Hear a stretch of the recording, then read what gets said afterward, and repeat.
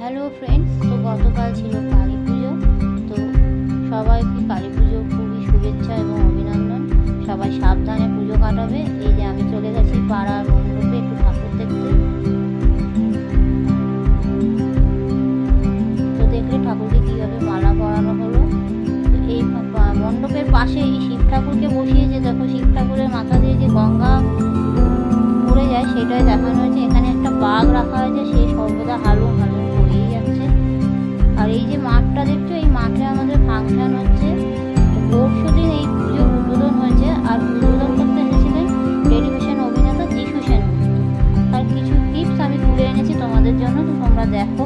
শুধু যিশু সেনগুপ্ত একাই আসেনি, তার সাথে তারপরে এসেছিলেন সোলাঙ্কি রায়, তাকেও তোমরা চেনো নিশ্চয়ই, টেলিভিশন অভিনেত্রী। আর এছাড়াও এসেছিলেন ইদিকা পাল। আমি ছোট ছোট ক্লিপ তুলে এনেছি তোমাদের জন্য, তোমরা দেখো। আর আমার ফোনটা একটু ডিস্টার্ব আছে, তো যেটুকু পেরেছি তুলেছি, তোমরা একটু মানিয়ে গুছিয়ে নিই। প্রত্যেক বছরই এই পুজোটা উদ্বোধনের জন্য যে কোনো না কোনো অভিনেতা বা অভিনেত্রী আসে। এই সোলাঙ্কি রয় নিশ্চয়ই তোমরা চেনো, গাঁটছড়া সিরিয়ালের যে নায়িকাটা ছিল। আর গতকাল রাতে এই যে আমাদের মেনু ছিল আলুর দম, পরোটা আর মিষ্টি। খুবই ছিমছাম খাবার। তো আমি 14 প্রদীপও ঘরে দিয়েছি, কিন্তু সেটার আর ভিডিও